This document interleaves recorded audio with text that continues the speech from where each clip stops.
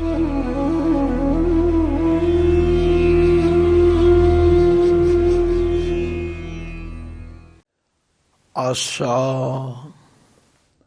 ਰੋਹ ਰੋਹ ਰੀ ਬਹੁਰੀਆਂ ਘੂੰਘਟ ਜਿਨ ਕਾਢੈ ਅੰਤ ਕੀ ਬਾਰ ਰਹੇਗੀ ਨਾ ਆਢੈ ਰਹਾਉ। घूंघट काट गई तेरी आगे उनकी गैल तोहे जन लागे। घूंघट काटे की यह बढ़ाई दिन 10-5 बहु भले आई। घूंघट तेरो तो पर साचै हर गुण गाए कूदै अर नाचै। कहत कबीर बहु तब जीतै हर गुण गावत जन्म बतीतै। वाहिगुरु जी का खालसा वाहिगुरु जी की फतेह। तो भगत कबीर जी दे इन्हां पावन शब्दां ਦੀ ਵਿਚਾਰ ਕਰਦਿਆਂ ਹੋਇਆਂ ਦੋ ਪੱਖ ਸਾਡੇ ਸਾਹਮਣੇ ਹਨ। ਇੱਕ ਪੁਰਾਤਨ ਵਿਦਵਾਨਾਂ ਦੀ ਲੜੀ ਹੈ, ਇੱਕ ਉਹਨਾਂ ਵਿਦਵਾਨਾਂ ਦਾ ਵਰਣਨ ਹੈ ਜਿਨ੍ਹਾਂ ਨੇ ਸਾਖੀਆਂ ਨੂੰ ਦੂਰ ਕਰਕੇ ਖੰਡਨ ਕਰਕੇ ਅੰਤਰੀਵ ਭਾਵ ਦੀ ਗੱਲ ਸਮਝਾਈ ਹੈ। ਇਹ ਤਾਂ ਅਸੀਂ ਚੰਗੀ ਤਰ੍ਹਾਂ ਦੇਖ ਲਿਆ ਕਿ ਭਗਤ ਜੀ ਨੇ ਆਪਣੀ ਬਾਣੀ ਵਿੱਚ ਕਿਧਰੇ ਸ਼ਬਦ ਬਹੁਰੀਆ ਕਿਧਰੇ ਬਹੁ ਆਪਣੀ ਜਿੰਦ ਵਾਸਤੇ ਵੀ ਵਰਤਿਆ।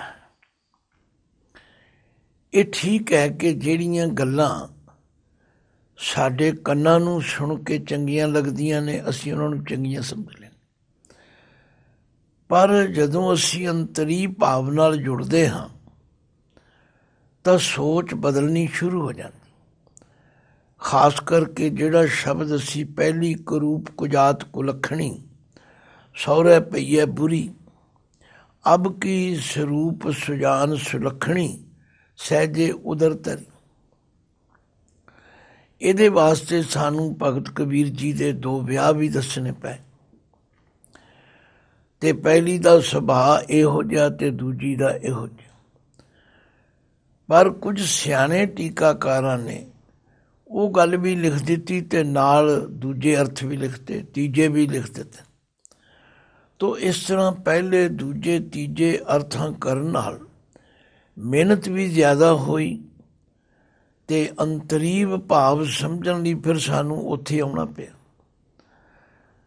ਤੋ ਕਿਤਨਾ ਚੰਗਾ ਹੋਵੇ ਜੇ ਅਸੀਂ ਇਸ ਬਾਣੀ ਨਾਲ ਸਾਖੀਆਂ ਜੋੜਨ ਤੋਂ ਸੰਕੋਚ ਕਰੀਏ ਔਰ ਆਪਣੀ ਅੰਤਰੀਵ ਭਾਵ ਦੀ ਜਿਹੜੀ ਸਾਡੀ ਜਿੰਦ ਹੈ ਉਹਦੇ ਨਾਲ ਗੱਲਾਂ ਕਰੀਏ। ਇਹ ਠੀਕ ਹੈ ਕਿ ਸਾਰੀ ਗੁਰਬਾਣੀ ਦੇ ਅੰਦਰ ਸਮਝਾਉਣ ਵਾਸਤੇ ਮਹਾਰਾਜ ਨੇ ਸਾਡੇ ਦੁਨਿਆਵੀ ਜੀਵਨ ਵਿੱਚੋਂ ਮਿਸਾਲਾਂ ਦਿੱਤੀਆਂ ਨੇ। ਜਿਵੇਂ ਆਮ ਤੌਰ 'ਤੇ ਬੱਚੇ ਦਾ ਆਨੰਦ ਕਾਰਜ ਹੁੰਦਾ, ਅਸੀਂ ਇਹ ਪੰਕਤੀਆਂ ਪੜ੍ਹ ਕੇ ਇਹਨਾਂ ਦੀ ਵਿਆਖਿਆ ਕਰਦੇ ਹਾਂ ਕਿ ਧਨ ਫਿਰ ਇਹ ਨਾ ਆਖੀਆਂ ਬਹਿਨ ਇਕੱਠੇ ਹੋਏ, ਏਕ ਜੋਤ ਦੋਏ ਮੂਰਤੀ ਧਨ ਫਿਰ ਕਈ ਸੋਏ। ਫਿਰ ਅਸੀਂ ਇਹਦੇ ਅਰਥ ਕਰਦੇ ਹਾਂ। ਧਨ ਕਹਿੰਦੇ ਨੇ ਇਸਤਰੀ ਨੂੰ, ਫਿਰ ਕਹਿੰਦੇ ਨੇ ਪਤੀ ਨੂੰ। ਭਾਈ ਪਤੀ ਅਤੇ ਪਤਨੀ ਸਿਰਫ ਇਕੱਠੇ ਬੈਠਣ ਦਾ ਨਾਮ ਨਹੀਂ ਹੈਗਾ। ਫਿਰ ਜਗ੍ਹਾ ਜਗ੍ਹਾ 'ਤੇ ਬਾਣੀ ਵਿੱਚ ਗੁਰੂ ਸਾਹਿਬ ਨੇ ਸਹੀ ਅਰਥਾਂ ਵਿੱਚ ਇਸਤਰੀ ਬਣਨ ਵਾਸਤੇ, ਪਤੀ ਨੂੰ ਰਿਝਾਉਣ ਵਾਸਤੇ, ਪਤੀ ਦੀ ਪ੍ਰਸੰਨਤਾ ਲੈਣ ਵਾਸਤੇ ਕਿਤਨੇ ਹੀ ਸ਼ਬਦ ਵਰਤੇ। ਇਸੇ ਤਰ੍ਹਾਂ ਭਗਤ ਕਬੀਰ ਜੀ ਵੀ ਇੱਥੇ ਆਪਣੀ ਜਿੰਦ ਨੂੰ ਸਮਝਾਉਂਦੇ ਹਨ। ਹੁਣ ਕਈਆਂ ਨੇ ਬਹੁਰੀਆ ਦੇ ਅਰਥ ਨੂੰ ਕਰ ਦਿੱਤੇ ਤੇ ਉਹਦੇ ਲਈ ਫਿਰ ਸਾਖੀ ਇਹ ਜੋੜੀ ਕਿ ਭਗਤ ਕਬੀਰ ਜੀ ਦੀ ਜਿਹੜੀ ਨੂੰਹ ਸੀ ਕਮਾਲੇ ਦੀ ਘਰ ਵਾਲੀ, ਉਹ ਬੜਾ ਘੁੰਡ ਕੱਢਿਆ ਕਰਦੀ ਸੀ। ਭਗਤ ਜੀ ਇਸ ਗੱਲ ਤੇ ਬੜੇ ਨਿਰਾਸ਼ ਸੀ। ਉਹ ਕਹਿੰਦੇ ਇਹਦੇ ਨਾਲ ਸੇਵਾ ਕਰਨ ਵਿੱਚ ਵਿਘਨ ਪੈਂਦਾ ਹੈ। ਫਿਰ ਇੱਕ ਦਿਨ ਉਸ ਨੂੰਹ ਨੇ ਘੁੰਡ ਕੱਢਿਆ ਹੋਇਆ ਸੀ, ਮਹਾਤਮਾ ਦੇ ਹੱਥ ਧਵਾਉਣ ਲੱਗੀ ਗਰਮ ਪਾਣੀ ਨਾਲ, ਤੇ ਉਹ ਪਾਣੀ ਹੱਥਾਂ ਦੀ ਬਜਾਏ ਮੋਢੇ ਤੇ ਪੈ ਗਿਆ। ਮਤਲਬ ਇਸ ਤਰ੍ਹਾਂ ਦੀਆਂ ਸਾਖੀਆਂ ਜੋੜਨ ਵਿੱਚ ਇੱਕ ਤਾਂ ਮਿਹਨਤ ਬੜੀ ਕਰਨੀ ਪੈਂਦੀ, ਇੱਕ ਬਹੁਤਾ ਕੋਈ ਅਧਿਆਤਮਿਕ ਭਾਵ ਨਹੀਂ ਮਿਲਦਾ। ਇਹ ਠੀਕ ਹੈ ਕਿ ਗੁਰੂ ਸਾਹਿਬ ਨੇ ਵੀ ਘੁੰਡ ਕੱਢਣ ਦੀ ਰਸਮ ਨੂੰ ਕੰਡੈਮ ਕੀਤਾ। ਤੀਜੇ ਪਾਤਸ਼ਾਹ ਗੁਰੂ ਅਮਰਦਾਸ ਜੀ ਨੇ ਤੇ ਕਹਿੰਦੇ ਨੇ ਹੁਕਮ ਜਾਰੀ ਕੀਤਾ ਸੀ ਵੀ ਕੋਈ ਸਾਡੇ ਦੀਵਾਨ ਵਿੱਚ ਦਰਬਾਰ ਵਿੱਚ ਘੁੰਡ ਕੱਢ ਕੇ ਇਸਤਰੀ ਨਾ ਆਵੇ। ਕਹਿੰਦੇ ਨੇ ਮੰਡੀ ਦੇ ਰਾਜੇ ਦੀ ਇੱਕ ਰਾਣੀ ਜਿਹੜੀ ਛੋਟੀ ਉਮਰ ਦੀ ਸੀ, ਉਹ ਘੁੰਡ ਕੱਢ ਕੇ ਆ ਗਈ, ਤੇ ਮਹਾਰਾਜ ਨੇ ਇਹ ਬਚਨ ਕੀਤਾ ਵੀ ਇਹ ਝੱਲੀ ਸੰਗਤ ਵਿੱਚ ਕੀ ਲੈਣ ਆਈ। ਭਾਵ ਇਸ ਨੇ ਜੇ ਸੰਗਤ ਦੇ ਦਰਸ਼ਨ ਨਹੀਂ ਕਰਨੇ ਤੇ ਇਹਨੇ ਘੁੰਡ ਕੱਢ ਕੇ ਕੀ ਲੈਣਾ। ਤੋ ਗੱਲ ਕੀ, ਇਹ ਪੱਖ ਤੇ ਹੈ ਸਮਾਜ ਸੁਧਾਰਕ। ਇਹਦੇ ਵਿੱਚ ਕੋਈ ਸ਼ੱਕ ਨਹੀਂ ਕਿ ਘੁੰਡ ਕੱਢਣ ਦਾ ਰਿਵਾਜ ਸਾਡੇ ਸਮਾਜ ਵਿੱਚ ਪ੍ਰਚਲਿਤ ਸੀ ਤੇ ਕਿਧਰੇ ਕਿਧਰੇ ਹਾਲੀ ਵੀ ਹੈ। ਪਰ ਹੁਣ ਕਿਉਂਕਿ ਮਾਡਰਨ ਯੁੱਗ ਆ ਗਏ, ਹੁਣ ਘੁੰਡ ਕੱਢਣ ਦੇ ਰਿਵਾਜ ਜਿਹੜੇ ਨੇ ਉਹ ਲਗਭਗ ਦੂਰ ਚਲੇ ਗਏ। ਤੋ ਗੱਲ ਕੀ, ਭਗਤ ਜੀ ਇੱਥੇ ਹਰ ਚੀਜ਼ ਦਾ ਅਰਥ ਜਿਹੜਾ ਉਹ ਅਧਿਆਤਮਿਕ ਭਾਵ ਤੋਂ ਲੈਂਦੇ ਹਨ। ਤਾਂ ਇਹ ਸ਼ਬਦ ਦੀ ਪਹਿਲੀ ਪੰਕਤੀ ਰਹਾਉ ਦੀ ਪੰਕਤੀ ਹੈ, ਤੇ ਆਪਣੀ ਜਿੰਦ ਨੂੰ, ਆਪਣੀ ਬਹੂ ਨੂੰ, ਆਪਣੀ ਬਹੁਰੀਆ ਨੂੰ ਆਪ ਹੀ ਸਮਝਾਉਂਦੇ ਨੇ। ਰੋ ਰੋਰੀ ਬਹੁਰੀਆ, ਹੇ ਮੇਰੀ ਜਿੰਦ ਵੋਟੀ, ਰੋ ਰੋਰੀ, ਰੁਕ ਜਾ, ਹਟ ਜਾ। ਘੂੰਘਟ ਜਿਨ ਕੱਢ ਹੈ, ਮਤਾ ਤੂੰ ਵੀ ਘੁੰਡ ਕੱਢ ਲਵੇਂ। ਘੁੰਡ ਕੱਢਣ ਦਾ ਮਤਲਬ ਕੀ ਹੁੰਦਾ? ਸ਼ਰਮ ਕਰਨੀ, ਸੰਕੋਚ ਕਰਨਾ। ਨਵੀਆਂ ਬਹੂਆਂ ਜਿਹੜੀਆਂ ਨੇ ਉਹ ਕਈ ਦਿਨਾਂ ਤੀਕਰ ਸਹੁਰੇ ਘਰ ਵਿੱਚ ਆ ਕੇ ਘੁੰਡ ਕੱਢਦੀਆਂ।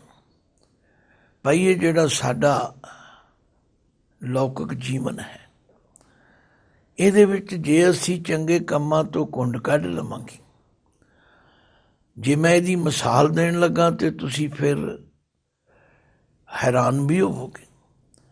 ਦੇਖੋ ਅਸੀਂ ਅੰਮ੍ਰਿਤ ਵੀ ਛਕ ਲੈਂਦੇ ਹਾਂ, ਪਰ ਬਹੁਤ ਸਾਰੇ ਗੁਰਮੁਖ ਮਾਈ ਭਾਈ ਕਿਰਪਾਨ ਨੂੰ ਲੁਕੋ ਵੀ ਲੈਂਦੇ ਨੇ।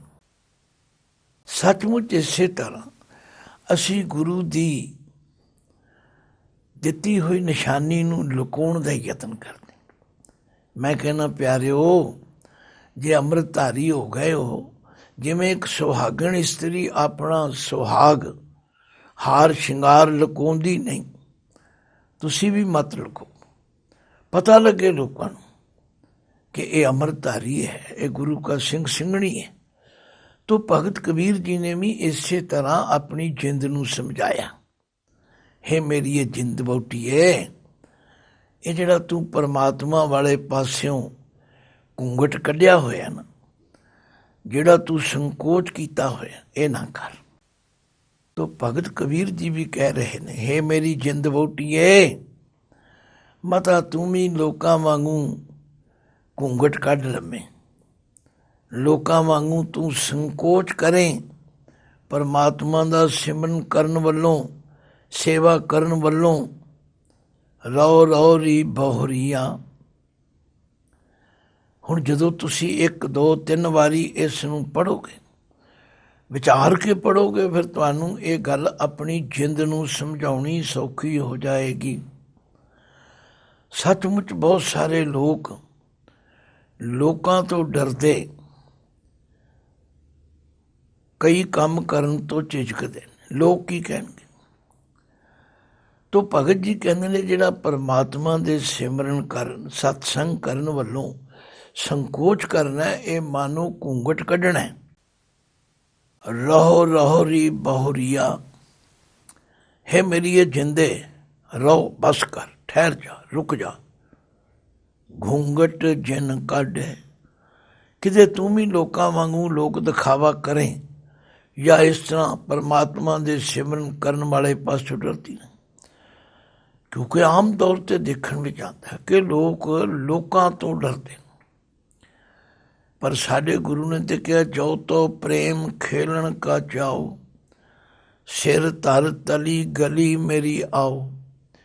ਇਤ ਮਾਰਗ ਪੈਰ ਧਰੀ ਜੈ, ਸਿਰ ਦੀਜੈ ਕਾਨ ਨ ਕੀਜੈ।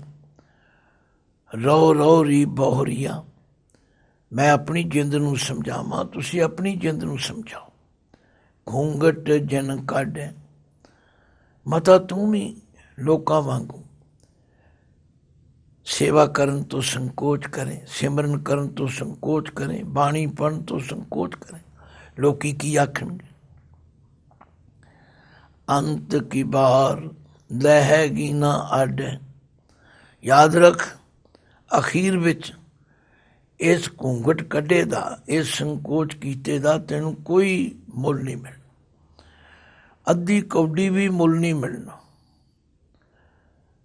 ਕੁਝ ਵੀ ਇਹਦਾ ਤੈਨੂੰ ਆਧਿਆਤਮਿਕ ਤੌਰ 'ਤੇ ਲਾਭ ਨਹੀਂ ਹੋਣਾ। ਹੁਣ ਅਰਥ ਬਦਲ ਗਏ, ਪਰ ਅਰਥ ਬਦਲਣ ਵਾਸਤੇ ਭਗਤ ਕਬੀਰ ਜੀ ਦੇ ਉਸ ਆਸ਼ੇ ਨੂੰ ਸਮਝਣਾ ਪਵੇ। ਪਹਿਲਾਂ ਬਿਰਤੀ ਇਹੋ ਜਿਹੀ, ਫਿਰ ਬਿਰਤੀ ਇਹੋ ਜਿਹੀ, ਫਿਰ ਅਸੀਂ ਆਪਣੀ ਜਿੰਦ ਨੂੰ ਆਪ ਹੀ ਤੇ ਸਮਝਾਉਣਾ। ਜਿਵੇਂ ਗੁਰੂ ਅਮਰਦਾਸ ਜੀ ਨੇ ਆਨੰਦ ਸਾਹਿਬ ਦੀ ਬਾਣੀ ਵਿੱਚ ਆਪਣੇ ਸਰੀਰ ਨੂੰ ਆਪ ਹੀ ਸਮਝਾਇਆ। ਇਹ ਸਰੀਰਾ ਮੇਰਿਆ, ਇਸ ਜਗ ਮੈਂ ਆਏ ਕਹਿ, ਕਿਆ ਤੁਧ ਕਰਮ ਕਮਾਇਆ। ਮੈਂ ਕਹਿੰਦਾ ਕੋਈ ਕਿਸੇ ਦੇ ਕੀਤੇ ਹੋਏ ਕੰਮਾਂ 'ਤੇ ਚਰਚਾ ਕਰੇ, ਨੁਕਤਾਚੀਨੀ ਕਰੇ, ਤੂੰ ਆਹ ਕੀ ਕੀਤਾ, ਆਪ ਕਰੋ। ਬਾਣੀ 'ਚ ਕਹਿੰਦੀ ਹੈ, ਬੰਦੇ ਖੋਜ ਦਿਲ ਹਰ ਰੋਜ਼, ਨਾ ਫਿਰ ਪਰੇਸ਼ਾਨੀ ਮਾਹੇ। ਫਰੀਜੀ ਵੀ ਕਹਿੰਦੇ ਨੇ, ਆਪ ਸਵਾਰੇ ਮੈਂ ਮਿਲੇ, ਮੈਂ ਮਿਲਿਆ ਸੁਖ ਹੋਏ। ਫਰੀਦਾ ਜੇ ਤੂੰ ਮੇਰਾ ਹੋਏ ਰਹੇ, ਸਭ ਜਗ ਤੇਰਾ ਹੋਏ। ਇਹ ਲੋਕਾਂ ਤੋਂ ਡਰ ਕੇ ਪਰਮਾਤਮਾ ਵਾਲੇ ਪਾਸੇ ਤੁਰਨ ਤੋਂ ਡਰਨਾ, ਗੁਰੂ ਵਾਲੇ ਪਾਸੇ ਤੁਰਨ ਤੋਂ ਡਰਨਾ। ਧੰਨ ਹਨ ਉਹ ਗੁਰੂ ਕੇ ਸਿੱਖ, ਜਿਹੜੇ ਗੁਰੂ ਦਾ ਬਾਣਾ ਪਾ ਕੇ ਬਾਣੀ ਵੀ ਪੜ੍ਹਦੇ ਨੇ, ਗੌਰਵ ਕਰਦੇ ਨੇ ਅਸੀਂ ਗੁਰੂ ਕੇ ਸਿੱਖ। ਤੋ ਇਸੇ ਤਰ੍ਹਾਂ ਹਰ ਜੀਵ ਨੂੰ ਆਪਣੀ ਆਪਣੀ ਜਿੰਦ ਵਹੁਟੀ ਨੂੰ ਸਮਝਾਉਣ ਦੀ ਲੋੜ ਹੈ। ਰਹੋ ਰਹੋ ਰੀ ਬਹੁਰੀਆ, ਘੂੰਘਟ ਜਿਨ ਕੱਢ। ਤੂੰ ਰੁਕ ਜਾ, ਰੁਕ ਜਾ, ਹਟ ਜਾ, ਮਤਾ ਤੂੰ ਵੀ ਲੋਕਾਂ ਵਾਂਗੂ ਘੂੰਘਟ ਕੱਢਣ ਲੱਗ ਪਵੇਂ, ਮਤਾ ਤੂੰ ਵੀ ਲੋਕਾਂ ਵਾਂਗੂ ਸ਼ਰਮ ਖਾਣ ਲੱਗ ਪਵੇਂ। ਅੰਤ ਕੀ ਬਾਰ ਲਹੇਗੀ ਨਾ ਅੱਡ। ਇਸ ਸ਼ਰਮ ਦਾ, ਇਸ ਸੰਕੋਚ ਦਾ ਨਤੀਜਾ ਕੀ ਨਿਕਲੇਗਾ? ਅਖੀਰ ਵਿੱਚ ਇਹਦੀ ਕੋਈ ਕੀਮਤ ਨਹੀਂ, ਪਰਮਾਤਮਾ ਦੀ ਦਰਗਾਹ ਵਿੱਚ ਇਹਦੀ ਕੋਈ ਕੀਮਤ ਨਹੀਂ। ਘੂੰਘਟ ਕੱਢ ਗਈ ਤੇਰੀ ਆਗੈ। ਹੁਣ ਭਗਤ ਜੀ ਕਹਿੰਦੇ ਨੇ, ਤੇਰੇ ਤੋਂ ਪਹਿਲਾਂ ਕਈ ਹੋਰ ਇਸ ਤਰ੍ਹਾਂ ਦਾ ਘੁੰਡ ਕੱਢ ਕੱਢ ਕੇ ਸੰਸਾਰ ਤੋਂ ਚਲੀਆਂ ਗਈਆਂ। ਹੁਣ ਇੱਥੇ ਉਹਨਾਂ ਸਾਖੀਕਾਰਾਂ ਨੇ ਬਣਾਇਆ ਜੀ, ਕਮਾਲੇ ਦੀ ਪਹਿਲੀ ਵਹੁਟੀ ਜਿਹੜੀ ਸੀ ਉਹ ਇਹੋ ਜਿਹੀ ਸੀ, ਅਤੇ ਉਹਨੂੰ ਘਰੋਂ ਕੱਢ ਦਿੱਤਾ, ਜਾਂ ਉਹ ਮਰ ਗਈ, ਜਾਂ ਕੋਈ ਗੱਲਾਂ ਬਣਾਓ। ਨਹੀਂ, ਸਾਡੇ ਤੋਂ ਪਹਿਲਾਂ ਕਈ ਲੋਕ ਇਸ ਤਰ੍ਹਾਂ ਦੇ ਸੰਕੋਚ ਵਿੱਚ। ਮੈਂ ਤੇ ਜਦੋਂ ਉਹ ਸਾਖੀ ਪੜ੍ਹਦਾ ਕਿ ਅਨੰਦਪੁਰ ਸਾਹਿਬ ਦੇ ਅੰਦਰ 80,000 ਦੇ ਇਕੱਠ ਵਿੱਚੋਂ ਪਹਿਲਾਂ ਤੇ ਭਾਈ ਦਇਆ ਸਿੰਘ ਜੀ ਨਿਤਰੇ, ਫਿਰ ਭਾਈ ਧਰਮ ਸਿੰਘ ਜੀ ਨਿਤਰੇ, ਫਿਰ ਭਾਈ ਹਿੰਮਤ ਸਿੰਘ ਜੀ, ਫਿਰ ਮੋਹਕਮ ਸਿੰਘ ਜੀ, ਪਰ ਭਾਈ ਸਾਹਿਬ ਭਾਵੇਂ ਬਾਅਦ ਵਿੱਚ ਕਿਤਨੇ ਹੀ ਲੋਕਾਂ ਨੇ ਅੰਮ੍ਰਿਤਪਾਨ ਕੀਤਾ, ਪਰ ਬਹੁਤੇ ਜਿਹੜੇ ਸਨ ਉਹ ਸੰਗ ਗਏ, ਸੰਕੋਚ ਗਏ, ਡਰ ਗਏ, ਕਈ ਤੇ ਮਾਤਾ ਜੀ ਕੋਲ ਸ਼ਿਕਾਇਤਾਂ ਕਰਨ ਵੀ ਚਲੇ ਗਏ। ਭਾਵ ਗੁਰੂ ਵੱਲੋਂ ਉਹ ਨਿਸ਼ਚਾ ਨਹੀਂ ਸੀ। ਤੋ ਭਗਤ ਜੀ ਕਹਿੰਦੇ ਨੇ ਤੇਰੇ ਤੋਂ ਪਹਿਲਾਂ ਕਈ ਲੋਕ ਇਸੇ ਤਰ੍ਹਾਂ ਪਰਮਾਤਮਾ ਦੇ ਸਿਮਰਨ ਕਰਨ ਵਾਲੇ ਪਾਸਿਓਂ ਸ਼ਰਮ ਕਰਦੇ ਕਰਦੇ, ਘੂੰਘਟ ਕੱਢਦੇ ਕੱਢਦੇ ਕੋਈ ਚਲੇ ਗਏ। ਉਨਕੀ ਗੈਲ ਤੋਹੇ ਜਨ ਲੱਗ ਗਏ। ਉਨਕੀ ਗੈਲ, ਗੈਲ ਦਾ ਸ਼ਬਦ ਜਿਹੜਾ, ਗੈਲ ਦੇ ਕਈ ਅਰਥ ਨੇ। ਗੈਲ ਦਾ ਮਤਲਬ ਹੈ ਉਹਨਾਂ ਦਾ ਸਾਥ ਦੇਣਾ। ਇੱਧਰ ਸਾਡੇ ਅੰਬਾਲੇ ਦੇ ਇਲਾਕੇ ਵਿੱਚ ਗੈਲ ਉਸ ਲੀਹ ਨੂੰ ਕਹਿੰਦੇ ਨੇ, ਉਸ ਰਸਤੇ ਨੂੰ ਕਹਿੰਦੇ ਨੇ ਜਿਹੜਾ ਕੱਚੇ ਰਸਤਿਆਂ 'ਤੇ ਗੱਡਾ ਚੱਲਣ ਕਰਕੇ ਲੀਹ ਪੈ ਜਾਂਦੀ, ਉਹਨੂੰ ਗੈਲ ਕਹਿੰਦੇ ਨੇ। ਭਾਵ ਉਹਨਾਂ ਦੀ ਰੀਸ ਕਰਦਿਆਂ ਕਰਦਿਆਂ ਕਦੇ ਤੂੰ ਵੀ ਉੱਧਰ ਲੱਗ ਜਾ। ਘੂੰਘਟ ਕਾਢ ਗਈ ਤੇਰੀ ਆਗੇ। ਭਾਵ ਤੇਰੀ ਜ਼ਿੰਦਗੀ ਦਾ ਕੁਝ ਸਮਾਂ ਪਹਿਲਾਂ ਇਵੇਂ ਬੀਤ ਗਿਆ, ਤਥਾ ਤੇਰੇ ਤੋਂ ਪਹਿਲਾਂ ਕਈ ਇਸ ਤਰ੍ਹਾਂ ਦੇ ਸੰਕੋਚ ਵਿੱਚ ਪਰਮਾਤਮਾ ਦੇ ਸਿਮਰਨ ਕਰਨ ਵਾਲੇ ਪਾਸਿਓਂ ਸ਼ਰਮ ਖਾਂਦੇ ਰਹੇ। ਉਹਨਾਂ ਦਾ ਸਮਾਂ ਲੰਘ ਗਿਆ। ਉਨਕੀ ਗੈਲ ਤੋਹੇ ਜਿਨ ਲੱਗ ਗਏ। ਮਤਾ ਉਹਨਾਂ ਦੇ ਪਾਏ ਰਸਤੇ ਤੇ ਤੂੰ ਵੀ ਤੁਰ ਪਵੇਂ। ਤੋਹੇ ਜਿਨ ਲੱਗ ਗਏ, ਜਿਨ ਦਾ ਮਤਲਬ ਜੇ ਨਾ ਲੱਗ ਪਵੇਂ, ਭਾਵ ਤੂੰ ਵੀ ਉਹਨਾਂ ਦੀ ਰੀਸ ਕਰਨ ਲੱਗ ਪਵੇਂ। ਘੂੰਘਟ ਕਾਢ ਗਈ ਤੇਰੀ ਆਗੇ। ਉਨਕੀ ਗੈਲ ਤੋਹੇ ਜਿਨ ਲੱਗ ਗਏ। ਆਗੇ ਦਾ ਮਤਲਬ ਹੈ ਤੇਰੇ ਤੋਂ ਪਹਿਲਾਂ ਕਈ ਇਸ ਤਰ੍ਹਾਂ ਪਰਮਾਤਮਾ ਦੇ ਸਿਮਰਨ ਸੇਵਾ ਵੱਲੋਂ ਸੰਕੋਚ ਕਰਦਿਆਂ ਕਰਦਿਆਂ ਸੰਸਾਰ ਤੋਂ ਤੁਰ ਗਏ। ਮਤਾ ਤੂੰ ਵੀ ਉਹਨਾਂ ਵਾਂਗੂ ਚਲੀ ਜਾਂ ਉਹਨਾਂ ਦੀ ਰੀਸ ਵਿੱਚ ਤੂੰ ਵੀ ਕਰਨਾ। ਫਿਰ ਭਗਤ ਜੀ ਦੂਜੇ ਪਦ ਵਿੱਚ ਕਹਿੰਦੇ ਘੂੰਘਟ ਕਾਢੇ ਕੀ ਇਹ ਵਡਾਈ। ਇਹ ਘੂੰਘਟ ਕੱਢਣ ਦਾ ਇੰਨਾ ਕੁ ਵਡਾਈ ਕਈ ਸੋਭਾ ਮਿਲਦੀ ਹੈ। ਨਵੀਂ ਨਵੀਂ ਵਹੁਟੀ ਕਈ ਦਿਨ ਘੂੰਘਟ ਕੱਢ ਕੇ ਤੁਰੀ ਫਿਰਦੀ। ਲੋਕ ਇਹੀ ਕਹਿੰਦੇ ਨੇ ਦਿਨ 10 5 ਬਹੂ ਭਲੇ ਆਈ। 5 10 15 ਦਿਨ ਇਹ ਲੋਕਾਂ ਵਿੱਚ ਹੁੰਦਾ ਵੀ ਇਹ ਫਲਾਣੇ ਦੀ ਜਿਹੜੀ ਵਹੁਟੀ ਆਈ ਹੈ ਨਾ, ਉਹਦੀ ਜਿਹੜੀ ਨੂੰਹ ਆਈ ਹੈ ਨਾ, ਉਹ ਬਹੁਤ ਭਲੇ ਕਰਦੀ ਹੈ। ਬੜਾ ਉਹ ਸੰਕੋਚ ਕਰਦੀ ਹੈ, ਬੜੀ ਉਹ ਸ਼ਰਮ ਕਰਦੀ ਹੈ, ਬੜੀ ਹਯਾ ਵਾਲੀ ਹੈ। ਬਸ ਆਖਿਆ ਜੇ ਤੂੰ ਲੋਕਾਂ ਦੀ ਰੀਸ ਪਰੀਸੀ ਸਤ ਸੰਗਤ ਵਿੱਚ ਜਾਣ ਤੋਂ, ਸੇਵਾ ਕਰਨ ਤੋਂ, ਨਾਮ ਜਪਣ ਤੋਂ ਸੰਕੋਚ ਕਰਕੇ ਦੁਨਿਆਵੀ ਕੰਮਾਂ ਵਿੱਚ ਲੱਗੀ ਰਹੇਗੀ। ਅੱਜ ਸਭ ਦੌੜ ਇਸੇ ਪਾਸੇ ਲੱਗੀ ਹੋਈ। ਭਗਤ ਜੀ ਕਹਿੰਦੇ ਨੇ ਯਾਦ ਰੱਖ, ਇਹ ਸਿਰਫ ਸੰਕੋਚ ਕਰਕੇ ਲੋਕਾਂ ਦੀ ਰੀਸ ਕਰਨ ਨਾਲ ਇੰਨੀ ਕੁ ਵਡਿਆਈ ਮਿਲਦੀ ਹੈ ਕਿ ਦਿਨ 10 5 ਬਹੂ ਭਲੇ ਆਈ। ਇਹ ਬਹੂ, ਇਹ ਨਵੀਂ ਆਈ ਵਹੁਟੀ ਬੜੀ ਚੰਗੇ ਕਰਦੀ। ਇਹ 5 10 15 ਦਿਨਾਂ ਦੀ ਸੋਭਾ ਹੈ। ਸੱਚਮੁੱਚ ਇਹ ਜਿਹੜੀ ਮਾਇਆ ਦੀ ਸੋਭਾ ਹੈ, ਇਹ ਵੀ ਥੋੜ੍ਹੇ ਸਮੇਂ ਦੀ। ਮਾਇਆ ਕੀ ਸੋਭਾ 4 ਦਿਹਾੜੇ ਜਾਂਦੀ ਬਿਲਮ ਨਾ ਹੋਏ। ਇਸੇ ਲਈ ਮਹਾਰਾਜ ਨੇ ਬਾਣੀ ਵਿੱਚ ਕੱਚਾ ਰੰਗ ਕਸੁੰਭ ਕਾ ਥੋੜੜਿਆਂ ਦਿਨ 4 ਜੀਓ। ਇਸ ਮਾਇਆ ਦੇ ਰੰਗ ਨੂੰ, ਇਸ ਲੋਕ ਦਿਖਾਵੇ ਨੂੰ ਥੋੜ੍ਹੇ ਸਮੇਂ ਦਾ ਪ੍ਰਭਾਵ ਹੈ। ਘੂੰਘਟ ਕਾਢੇ ਕੀ ਇਹ ਵਡਾਈ। ਦਿਨ 10 5 ਬਹੂ ਭਲੇ ਆਈ। ਫਿਰ ਹੁਣ ਨਿਚੋੜ ਕਰਦੇ ਨੇ ਘੂੰਘਟ ਤੇਰੋ ਤਉ ਪਰ ਸੱਚ ਹੈ। ਇਹ ਤੇਰਾ ਜਿਹੜਾ ਘੂੰਘਟ ਕੱਢਣਾ ਇਹ ਤਾਂ ਸਹੀ ਹੈ ਜੇ ਤੂੰ ਹਰ ਗੁਣ ਗਾਏ ਕੂਦੈ ਅਰ ਨਾਚੈ। ਨਿਸ਼ੰਕ ਹੋ ਕੇ ਬਾਣੀ 'ਚ ਲਿਖਿਆ, ਜੇ ਤੂੰ ਚੰਗੇ ਮਾਰਗ 'ਤੇ ਚੱਲਣਾ ਨਿਸੰਗ ਹੋ ਕੇ ਚੱਲ, ਸੰਗਾ ਲਾ ਦੇ। ਇਹ ਨਾ ਵੇਖ ਲੋਕੀ ਕੀ ਕਹਿਣਗੇ। ਜਿਹੜੇ ਲੋਕ ਲੋਕਾਂ ਦੀ ਸ਼ਰਮ ਹਯਾ ਵਿੱਚ ਮਰ ਜਾਂਦੇ ਨੇ, ਉਹ ਕਦੇ ਗੁਰੂ ਦੇ ਦੱਸੇ ਰਾਹ 'ਤੇ ਨਹੀਂ ਚੱਲ ਸਕਦੇ।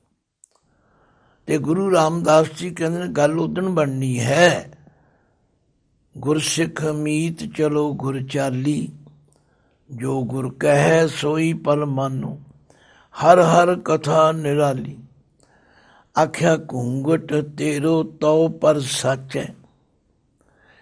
ये तेरा संकोच कीता तां सच्चा है, या सच्चा संकोच सच्चा कुंड ये है। हर गुण गाए कूदै अर नच, सत्संगत विच बह के हरि दे गुण गा, सेवा करन लई तू कुद के चाह नाल कर, उत्साह नाल कर। इत्थे नचन टप्पण दा मतलब कोई टपूसियां मारना नहीं, तरह तरह की एक्टिंग ते दिखावे करने नहीं। भगत जी कहते ने घूंघट तेरो तौ पर सच है, हर गुण गाए कूदै अर नच। हरि दे गुण गा, कीर्तन कर, सेवा कर, सेवा विच ध्यान नाल जुड़िया रहो। कहत कबीर बहु तब जीतै, हुण कबीर जी निचोड़ करदे, ये जिंद रूपी बहु तब जीतै, उदों कामयाब, उदों सफल, उदों इहदा आउणा सकारत हुंदा है। हर गुण गावत जन्म बतीतै, हरि दे गुण गायन करदियां इस दी सारी जिंदगी बतीत हो जाए, फिर इहदा आउणा सफल है। तो सारे शब्द नूं रिड़क के निचोड़ निकलदा कि जे असीं इस जन्म दे अंदर परमात्मा दे गुण गाइए, सिमरन करिए, सेवा करिए, सत्संग करिए, फिर साडा ये जीवन ते ये जिंद रूपी बोटी जित जाएगी। वाहिगुरु जी का खालसा, वाहिगुरु जी की फतेह।